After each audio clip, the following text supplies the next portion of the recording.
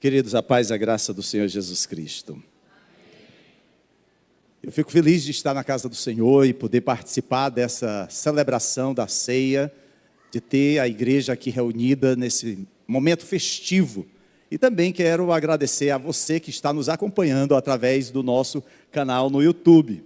Quero compartilhar, antes de iniciar a nossa reflexão, algo com vocês. Na verdade, eu tenho me inquietado com a ausência de muitos irmãos nos nossos cultos de ensino, de oração, de escola bíblica e até mesmo, às vezes, nos cultos de celebração aos domingos. Isso me fez perder algumas horas de sono nessa semana. Eu sei que todos nós enfrentamos problemas e lutas de diversas situações que passamos, mas até que ponto nós podemos justificar a apatia ou pouco compromisso com o cansaço, com as tarefas de escola, de faculdade, de trabalho, ou até mesmo outras responsabilidades que assumimos. Na verdade, até que ponto temos priorizado estar na casa do Senhor e estar na comunhão dos santos?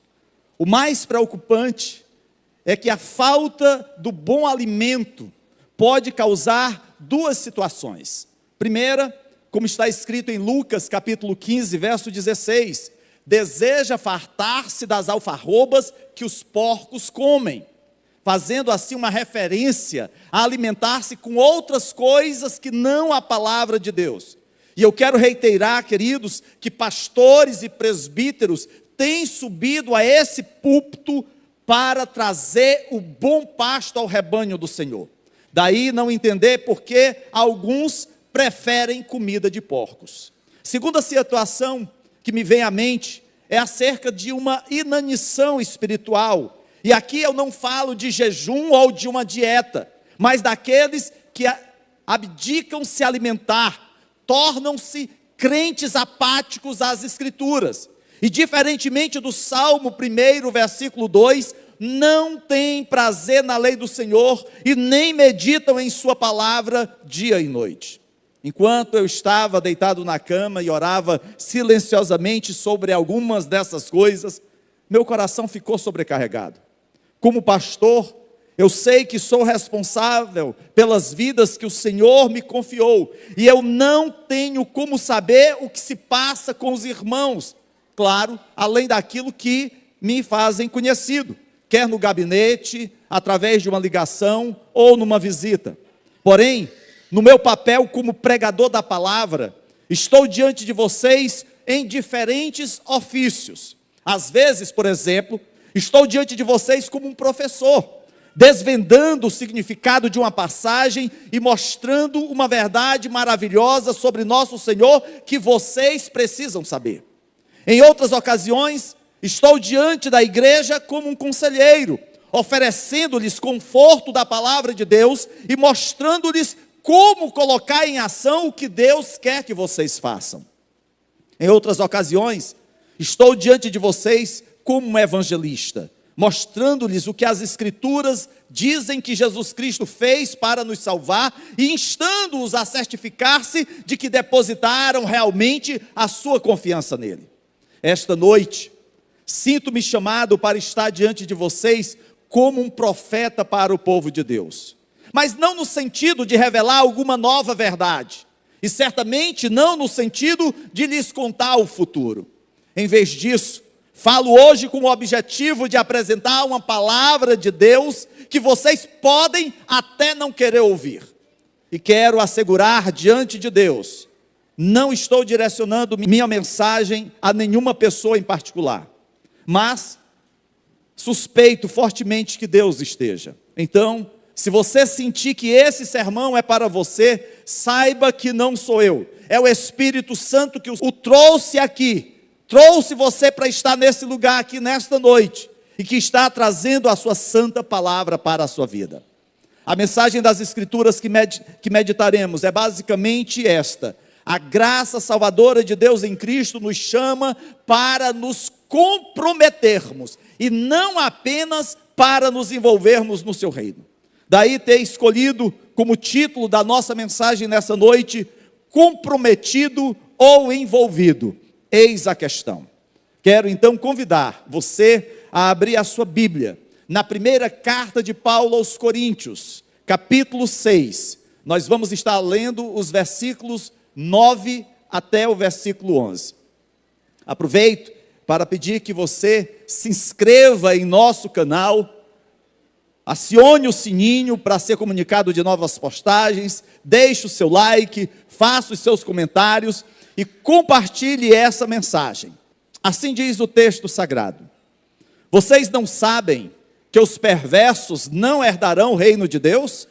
Não se deixe enganar, nem imorais, nem idólatras, nem adúlteros, nem homossexuais passivos ou ativos, nem ladrões, nem avarentos, nem alcoólatras, nem caluniadores, nem trapaceiros herdarão o reino de Deus. Assim foram alguns de vocês, mas vocês foram lavados, foram santificados, foram justificados no nome do Senhor Jesus Cristo e no Espírito do nosso Deus. Amém. Que Deus nos abençoe em nome de Jesus. Queridos, algumas observações sobre a lista de Paulo são necessárias serem explicitadas. A primeira delas é que essa não é uma lista exaustiva. Ou seja, Paulo, ao relacionar esses pecados, ele não quer dizer com isso que só existam esses pecados que possam ser impedimento na entrada do reino de Deus. Não. Por exemplo, em Apocalipse capítulo 20, verso 8, o apóstolo João, inspirado pelo Espírito Santo, menciona também que os assassinos serão barrados no reino de Deus. Mas Paulo não menciona os assassinos na sua lista. Na verdade, o que Paulo está fazendo é dando uma lista representativa de transgressões que não entrarão no reino de Deus. Talvez mencionando os tipos de pecados mais comuns à igreja de Corinto.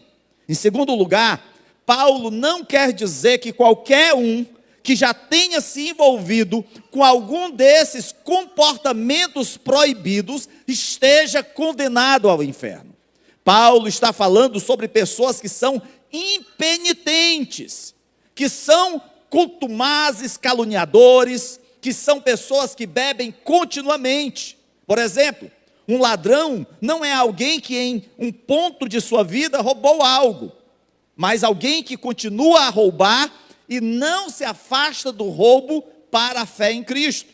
O perdão e a vida eterna pertencem a qualquer um que cometeu esses pecados ou outros pecados, mas que se arrependeu e que se voltou para o Senhor, renunciando às suas transgressões. Em terceiro lugar, aqueles que dizem não acreditar nas Escrituras, ou até mesmo como alguns pastores midiáticos modernos afirmam que é necessário revisar a Bíblia, a fim de que ela se enquadre, se encaixe a normas da sociedade moderna. Eu quero dizer para você que os pecados de hoje não são diferentes dos pecados nos dias de Paulo. O que a Bíblia chama de perverso, o mundo moderno aceita como normal. A fornicação, a imoralidade é desculpada. O adultério é tolerado. A homossexualidade foi declarada correta. A mentira é vista como verdade. Tudo é considerado relativo. Pode parecer estranho, mas Paulo enfrentou esse mesmo problema que nós, a igreja atual, enfrenta. Os cristãos coríntios não estavam se comportando como pessoas distintas que eles realmente eram em Cristo. Eles estavam se comportando exatamente como pessoas perversas, injustas, seguindo a cultura descrente, idólatra e imoral que os cercava. O desejo de Paulo, na sua primeira carta aos Coríntios, capítulo 6, versos 9 a 11, é nos mostrar o que realmente torna os membros do corpo de Cristo, que é a igreja, únicos e diferentes do mundo. Homens e mulheres que serviam na igreja de Corinto e hoje servem na Gileade José Walter, é verdadeiramente o povo de Deus, o povo que ama ao Senhor e busca viver um padrão de santidade e obediência que glorifiquem a Deus com o seu testemunho.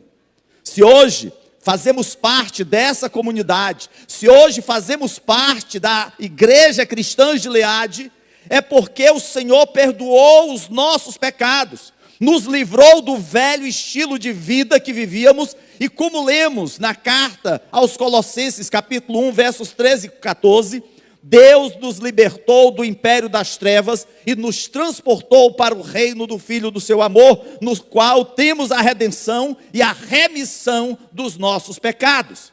Se hoje nós temos vida e vida com abundância, isso não foi mérito nosso, foi conquistado através do sacrifício do Cordeiro de Deus. Aqueles pecados que antes da nossa conversão nos escravizavam, hoje mantém no cativeiro da escravidão nossos amigos de escola, de faculdade, nossos colegas de trabalho, nossos parentes, vizinhos e muitos outros que vivem hoje na injustiça, na perversidade. Porém, queridos, infelizmente, alguns crentes estão voltando às antigas práticas. E é por isso que Paulo faz uma declaração importante, impactante, no versículo 9. Ele diz: vocês não sabem que os perversos, os injustos, não herdarão o reino de Deus? Paulo faz esse alerta, faz essa advertência àqueles irmãos da igreja de Corinto. Ele não está numa praça pública, ele não está num ambiente aberto, não, ele está escrevendo à igreja do Senhor que se congregava em Corinto. Esta é uma afirmação direta. Paulo não alivia na sua constatação. O apóstolo sabe que o salário do pecado é a morte, e que sem o derramamento de sangue não há remissão. Daí ele olhar para a cruz, e daí a necessidade de cada um de nós olharmos para a cruz, para o sacrifício de Cristo, e saber que somente por ele alcançamos o perdão. Queridos, nós não podemos praticar a perversidade, não podemos viver a injustiça e pertencer a Cristo e herdar o reino de Deus. Paulo amava aquela igreja, Paulo amava aqueles irmãos. Aquela igreja havia sido fundada a partir da pregação de Paulo, do testemunho do apóstolo.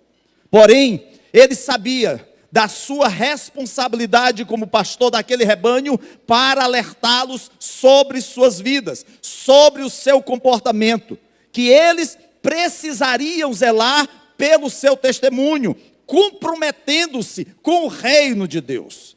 É por isso que ele diz categoricamente: vocês não sabem que os perversos, os injustos, não herdarão o reino de Deus? Mas aí você poderia perguntar: pastor, mas quem são esses perversos? Quem são esses injustos que Paulo está citando aqui? Ele que está escrevendo a crentes. É nesse momento que o apóstolo Paulo inicia uma lista de pecados que era muito comum na cidade de Corinto. Aquela cidade, queridos, aonde estava instalada aquela igreja, aquela cidade era devassa, imoral, idólatra. Ali continha o templo de Afrodite, ou Vênus, localizada no topo de uma colina fortificada. Era uma deusa grega, uma falsa deusa, e as pessoas iam àquele local para servir àquela deusa. Ali existiam as chamadas prostitutas cultuais, ou prostitutas sagradas, que eram milhares de mulheres que se ofereciam aos homens e a outras pessoas, inclusive outras mulheres, que ali desejassem adorar aquela deusa Afrodite. Até mesmo o incesto era tolerável para os coríntios. Porém, naquela promíscua cidade, o Senhor libertou vidas da escravidão do pecado através da pregação de Paulo. E nessa carta, o apóstolo os lembra que antes eles praticavam esses pecados e que agora eles deveriam não andar segundo a carne, mas segundo o Espírito. Paulo não os estava lembrando do grande milagre da libertação ou da sua salvação.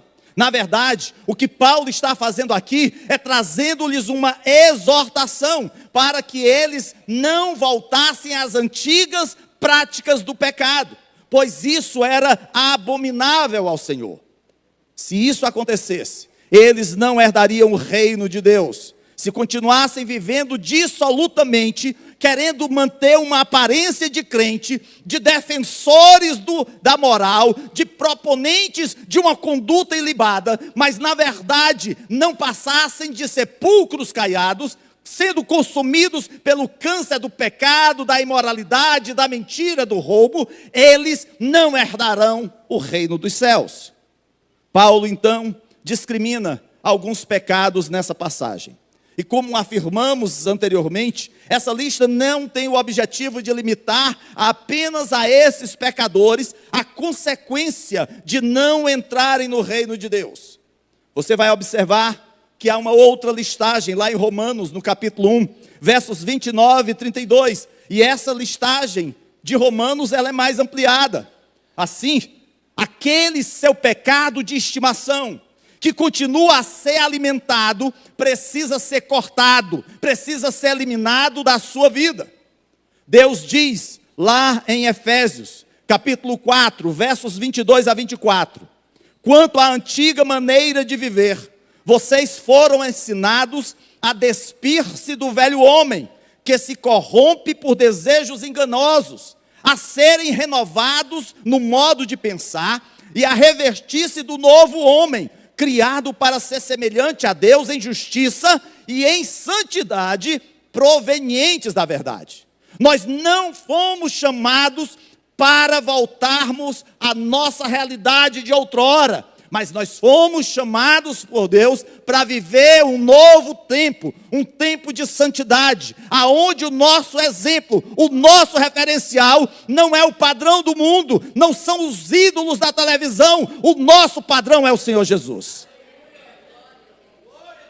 É por isso que Paulo, em 1 Coríntios, no capítulo 6, no meio do versículo 9, alerta os coríntios e a todos nós: não se deixem enganar. Em outras palavras, não acreditem em mentiras. Não pensem que os comportamentos que outrora vocês praticavam são aceitáveis por Deus. Não pensem que vocês podem continuar pecando as mesmas coisas de outrora e ainda permanecer no relacionamento com Cristo. Essa mesma advertência o Senhor está fazendo a cada um de nós. Quando ainda éramos descrentes, cometíamos, queridos, toda sorte de pecado. E nós não nos preocupávamos em dar alguma explicação ou justificativa, pois nós estávamos distantes, afastados do Senhor. Entendíamos que esses eram atos pecaminosos, sabíamos que o que nós estávamos fazendo era errado. Porém, a sociedade em geral os aceitava, os tolerava, e com isso a gente se sentia bem na fita.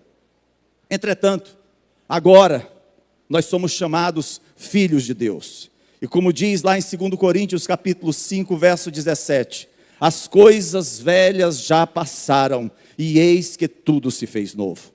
E para que não houvesse dúvida, para aqueles irmãos e também para nós, Paulo apresenta então uma relação de candidatos a não herdarem o reino de Deus. Acompanhe então a leitura da parte final do verso 9 do versículo 10. Nem imorais, nem idólatras, nem adúlteros, nem homossexuais, passivos ou ativos, nem ladrões, nem avarentos, nem alcoólatras, nem caluniadores, nem trapaceiros herdarão o reino de Deus. Nós vamos passar rapidamente por cada uma desses grupos que não herdarão o reino de Deus. O primeiro da lista são os impuros. Em outras versões são chamados de imorais, devassos. A ideia básica desta palavra é qualquer contato sexual que não seja entre marido e mulher. Como você pode ver, essa palavra, que no grego é porneia, é uma palavra muito ampla, que abrange todos os tipos de atos sexuais. não apenas o ato em si, mas toques, contato, desde a intimidade com o namorado até a pornografia. Muitos acham que estão sendo espertos ao afirmarem que a Bíblia não diz que você não pode ter relações sexuais, que você não pode viver junto ou ter intimidade antes do casamento. Não tem dito isso na Bíblia, pastor. Levianos é o que são. As Escrituras condenam totalmente essas ações. Contato sexual e toque de qualquer tipo antes do casamento é impureza, é imoralidade sexual. Para simplificar, se você não é casado, então qualquer contato desse tipo é condenado. Muitas pessoas hoje abraçaram a prática da imoralidade. Tamanha é a facilidade de acesso a material pornográfico, ou mesmo a falta de domínio próprio por parte daqueles que estão envolvidos em algum relacionamento que não o casamento. E a Bíblia diz que enquanto alguém continuar na prática da impureza sexual, fazendo dela um estilo de vida e se recusar a se afastar do pecado, não herdará o reino de Deus, não entrará no céu. Quem está dizendo isso não é o pastor Alex, são as Escrituras. Há um segundo grupo que é alertado por Paulo, são os idólatras. É interessante, queridos, que como crentes, nós achamos que não temos problema com a idolatria, mas na verdade, somos um bando de adoradores de ídolos. Adoramos o dinheiro, o carro, o emprego, a igreja, a família, o cônjuge, os filhos. A relação não se limita a imagens de escultura. Infelizmente, os cristãos também foram envolvidos por esse pecado. Idolatria foi o primeiro mandamento da lei de Moisés. Lá em Êxodo capítulo 20, verso 3. Não terá outros deuses diante de mim. Qualquer coisa ou pessoa que substitua o único Deus verdadeiro como principal amor motivador em sua vida é um ídolo. E quanto alguém persistentemente permitir que algo diferente do único Deus verdadeiro tome as decisões finais em sua vida, enquanto alguém fizer da idolatria uma prática, um estilo de vida, deixando de lado os mandamentos de Deus para adorar o homem ou a criatura, não herdará o reino de Deus. O terceiro grupo são os adúlteros. O adúltero nas Escrituras se refere a uma pessoa casada tendo relações sexuais com outra pessoa que não é o seu cônjuge. Queridos, Deus era muito firme sobre manter a pureza no casamento. Daí que na lei de Moisés, em Levítico, capítulo 20, verso 10, é dito: o homem que adulterar com a mulher de outro, havendo adulterado com a mulher do seu próximo, certamente morrerá o adúltero e a adúltera. Infelizmente, para muitos, dormir com outra pessoa com quem não é casado, ter amantes, trair seu cônjuge e ter relacionamentos inapropriados com outros é comum e aceitável em nossa sociedade. Contudo, não muda a gravidade do pecado, e isso é a abominação diante do Senhor. Não se deixe enganar. Isso é injustiça, isso é perversidade, e aqueles que praticam o adultério não herdarão o reino de Deus. O quarto grupo são os homossexuais passivos ou ativos. Algumas traduções utilizam os termos efeminados ou sodomitas. Esse grupo se refere a diferentes aspectos do comportamento homossexual. Este é um pecado que era comum na cultura de Corinto, como também, infelizmente, veio a ser na nossa. É bem verdade que nós, enquanto igreja, precisamos ter amor por aqueles que lutam contra a tendência homossexual. Nós conhecemos amigos ou familiares que estão tentando se afastar da homossexualidade.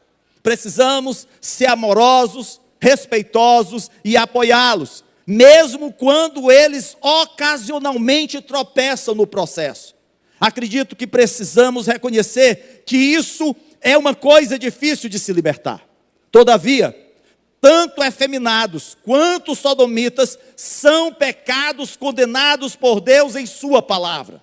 E temos que ler essa palavra cuidadosamente, porque nós vivemos em uma sociedade que, infelizmente, quer nos dizer que somos nós, a palavra de Deus, que está errada, ao ensinar que esses comportamentos são condenados.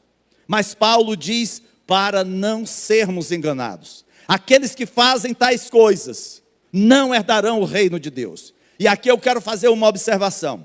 Deus está condenando esses comportamentos sexuais da mesma forma que condena o adultério e a imoralidade de pessoas héteros. Todos esses pecados levam à separação de Deus. Paulo então continua mencionando outros grupos de pecadores que não herdarão o reino de Deus. Ele menciona os ladrões. Isso fala de pessoas que fizeram do roubo um modo de vida, aonde se apossar do que pertence a outra pessoa é algo normal. É claro, queridos, que às vezes, acidentalmente, podemos levar para casa uma caneta que pertence à empresa. E isso acontece, mas logo em seguida nós a devolvemos. Porém, a pessoa que é um ladrão se apossa deliberadamente não a devolvendo. Eu usei o exemplo de uma caneta pelo seu valor insignificante, mas isso se aplica a qualquer coisa que não é da nossa propriedade. Lembremos-nos, inclusive, daquilo que o profeta Malaquias, no capítulo 3, versículo 8, declarou: roubará o homem a Deus? Todavia vós me roubais e dizeis: em que te roubamos? Nos dízimos e ofertas alçadas. Lembre-se, aqueles que fazem do roubo uma prática não herdarão o reino de Deus. A lista também menciona pessoas avarentas, também chamadas de sovina, mesquinha, pão duro, mão de vaca, unha de fome, muquirana, entre muitos outros. A avareza, queridos, está ligada à dificuldade e ao medo de perder algo que se possui, como bens materiais ou recursos. Assim, o avarento é aquele que está sempre prevendo perdas, evitando a todo custo usar ou dar coisas por temer a falta. É quando, por exemplo, vamos fazer um bazar e pede-se roupas usadas para serem vendidas no bazar. E alguém tem roupas da sua filha quando ela tinha 2 anos.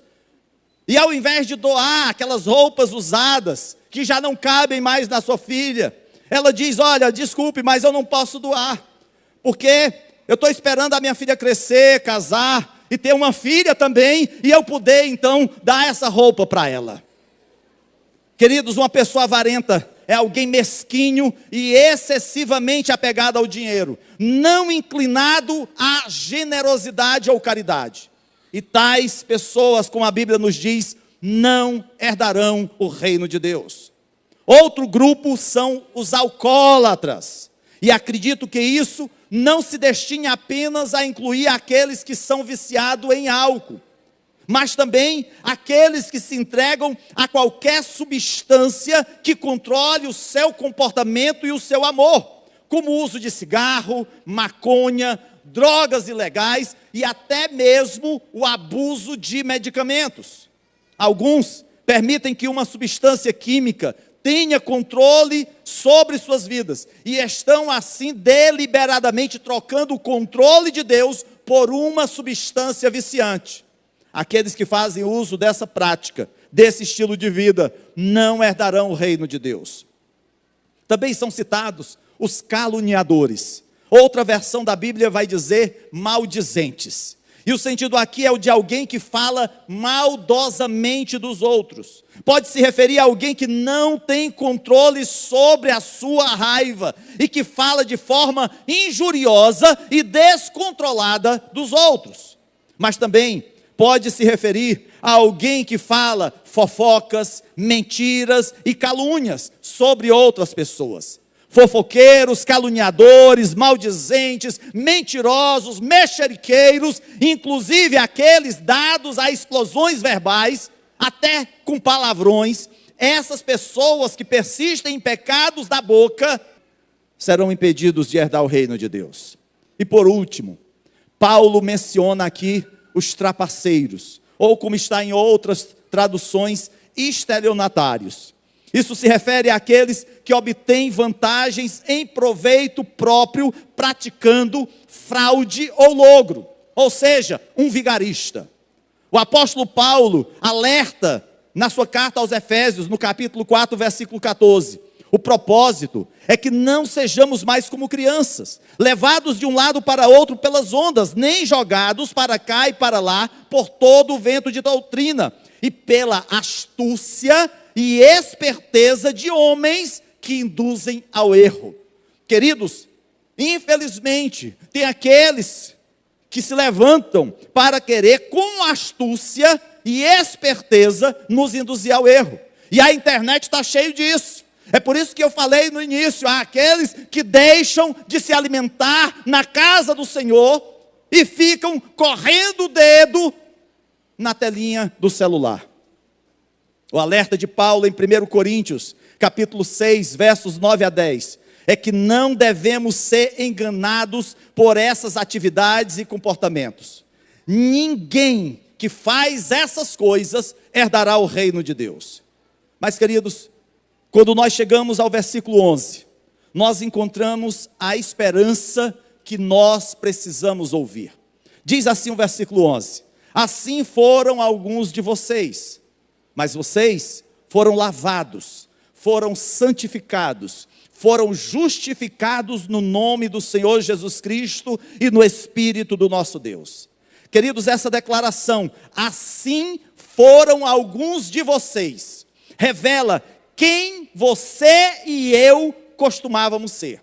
Você costumava ser um adúltero, você costumava ser um fornicador, você costumava ser homossexual, você costumava ser um idólatra, você costumava ser um ladrão, você costumava ser um ganancioso, costumava ser um bêbado, você costumava ser um caluniador, você costumava ser um vigarista.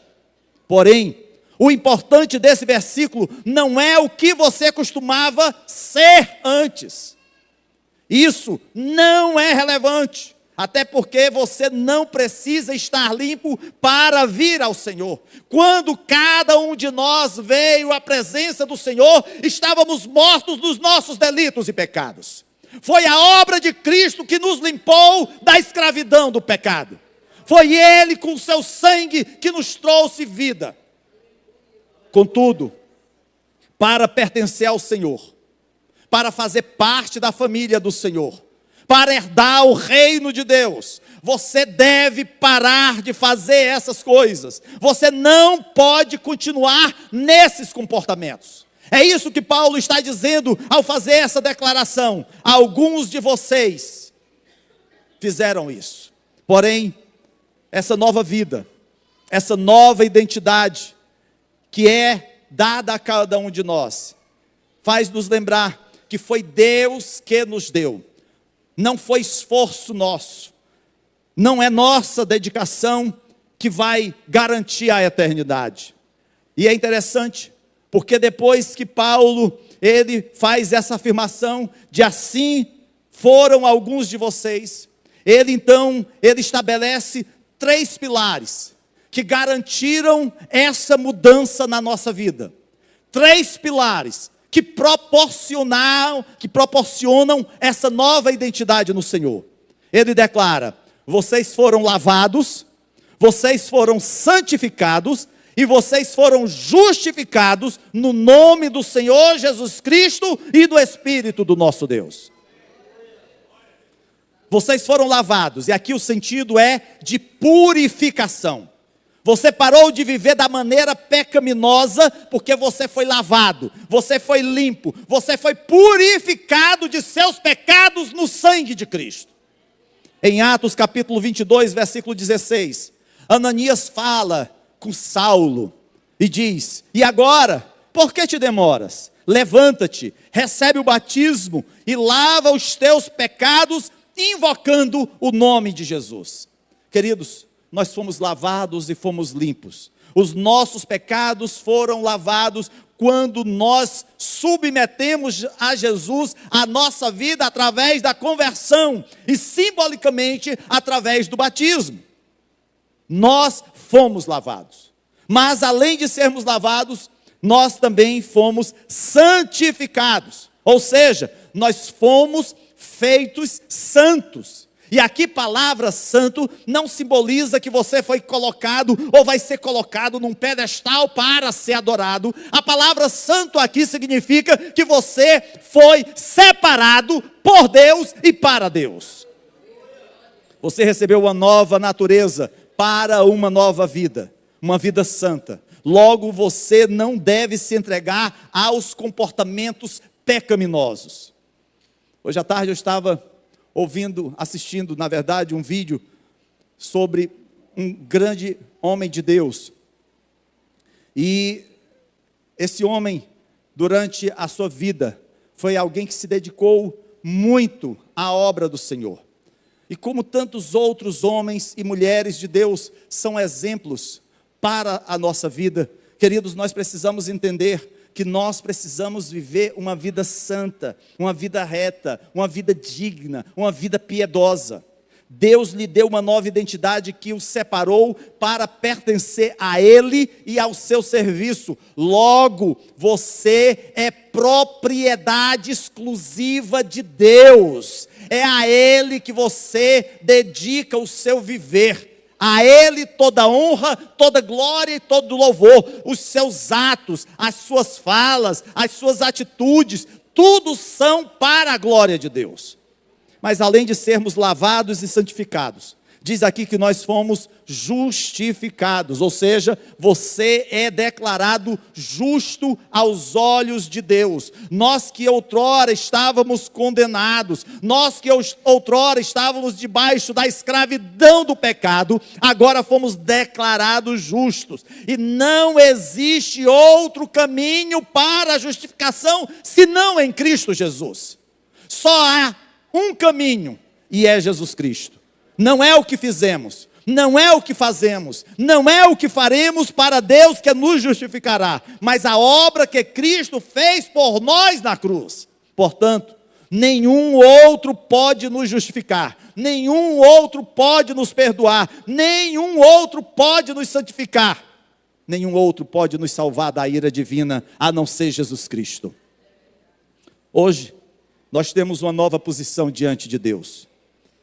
Pecadores condenados, pessoas que fizeram todas as coisas listadas nos versículos 9 a 10, estão vindo a Jesus, e Ele os está lavando, santificando e justificando. Isso aconteceu com a minha vida, e isso aconteceu com a sua vida também, e pode acontecer com a vida daquelas pessoas que estão ao seu lado, seus parentes, seus colegas de trabalho, de escola, de faculdade, que ainda não confessaram a Cristo. É por isso, queridos, que nós paramos de ser sexualmente imorais, idólatras, gananciosos, caluniadores e coisas desse tipo, porque Jesus nos salvou da condenação que seria para nós devido a esses pecados. Nós fomos lavados, santificados e justificados. Não se deixe enganar. O diabo ele vai procurar de todas as formas incutir na sua mente, no seu coração, a dúvida acerca da salvação.